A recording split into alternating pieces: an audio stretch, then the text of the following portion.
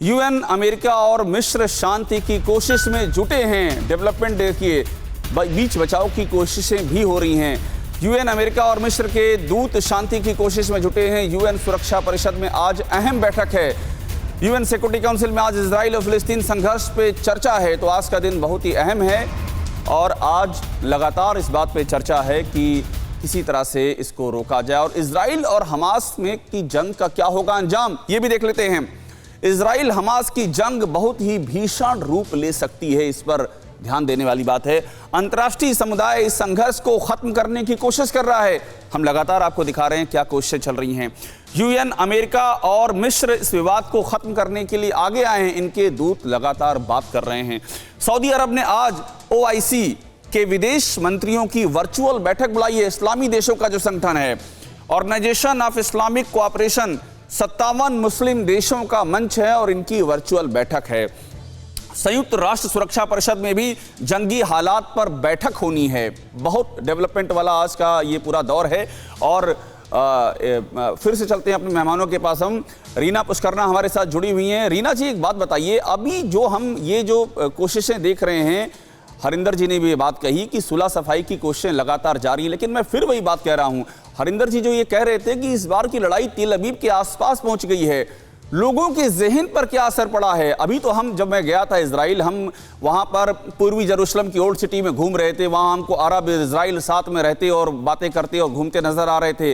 कितनी बड़ी खाई पैदा हो गई है हमास के इन अटैक के बाद, जो कि तेल अवीव के पास तक पहुंच गए हैं। खाई कितनी बड़ी आपस में पैदा हुई है इससे? एक्चुअली यहाँ पे जो है अरबी जो युद्ध है वो काफी आगे बढ़ चुके हैं। यहाँ पे सुपरमार्केट्स में, फार्मेसीज में, होटल्स में, शेफ्स, सब अचानक से ये शुरू हुआ। जैसे हरिंदर जी ने बताया कि यहाँ पे पॉलिटिकल एंगल बहुत है और सब आपस में इनकी बहुत दोस्ती थी। और आज जो है आपको पता होगा कि यहाँ पे जो है हिंदुस्तानी, जो यहूदी हिंदुस्तानी है, 80,000 है हम यहाँ पे। और वही इलाके में लूद, रामले, श्तेरोत, अश्केलोन, बेरशेवा, ये इलाकों में ज्यादा करके हिंदुस्तानी रहते हैं। और उनका वो भी सब अचानक से शौक में है कि कैसे जो दोस्ती आगे बढ़ रही थी, इनमें लड़ाई हो रही है। आज एक दूसरे के सिनेगॉग्स या मस्जिद जला रहे हैं। ये सब पॉलिटिकल एंगल है। सब शांति चाहते हैं, इजरायली बहुत शांति चाहते हैं। ठीक है। मुस्लिम जो है यहाँ पे, रीना जी, आपने एक बहुत बड़ा रीना जी, आपने एक बहुत बड़ा पहलू उठा दिया है। आपने ये कहा है कि के बारे में जी, आपने कहा है कि शांति चाहते हैं। एंगल है। बिल्कुल, आपने अरब लोगों की बात भी कही है, आपने यहूदियों की बात भी कही है और आप ये कह रही हैं कि मिलजुल कर रहना चाहते हैं। एम्बेसडर सज्जनहार साहब और निजामी साहब, ये सवाल आप दोनों के लिए बारी बारी से। सज्जनहार साहब, ये बताइए कि अगर ये स्थितियां अंदर हैं और जो बाइडन ये कह रहे हैं अब कि इजराइल के पास आत्मरक्षा का अधिकार है, आपको क्या लग रहा है कि जो दुनिया की ताकतें हैं वो कहां पर खड़ी हैं? क्या आपको कुछ इसका हाल फिलहाल में इस लड़ाई का अंत होता दिखाई दे रहा है, या ऐसा लग रहा है कि नहीं, अभी कोई दखल देने के एक्टिव मूड में नहीं है, अभी ये और चलेगी? जमीनी लेवल पर आपको क्या दिखाई दे रहा है इस समय?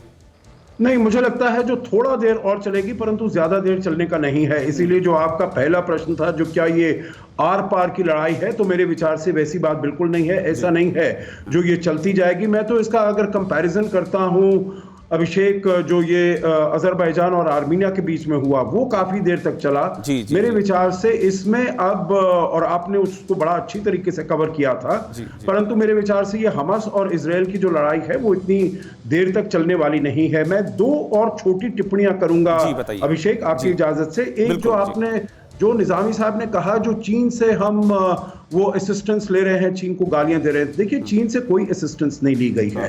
पूरी दुनिया में 50 से ज्यादा देशों ने हमें सपोर्ट किया है। चीन से जो आ रहा है वो केवल कमर्शियल सप्लाईज आ रही हैं जो प्राइवेट पार्टीज ने कमर्शियली ली हैं।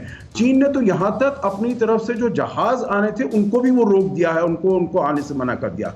दूसरी बात आपको ये समझना होगा, जो सऊदी अरेबिया, यूएई, सभी देशों के साथ हमारे भारत के जो संबंध है बहुत ही घनिष्ठ संबंध है। इससे पहले ऐसे घनिष्ठ संबंध कभी हुए ही नहीं, तो उनको गाली देने का तो सवाल ही नहीं उठता है। तो मेरे विचार से थोड़ा रिस्पॉन्सिबिलिटी से अगर हम बात करें इस बारे में, और मुसलमानों के विरुद्ध अगर कुछ कहा जाए, भारत में भी देखिए गवर्नमेंट का पॉलिसी है सबका साथ, सबका विश्वास, सबको साथ में लेकर चलने का, सबका विकास। तो इसीलिए जो पॉलिसीज हैं उनको देखकर चलना चाहिए। मिस्टर सज्जनहार साहब, देखिए हम भी शुरू से कह रहे हैं कि इसमें कहीं से भी ये टोन ही नहीं होना चाहिए कि यहूदियों के समर्थन में या मुसलमानों के खिलाफ है।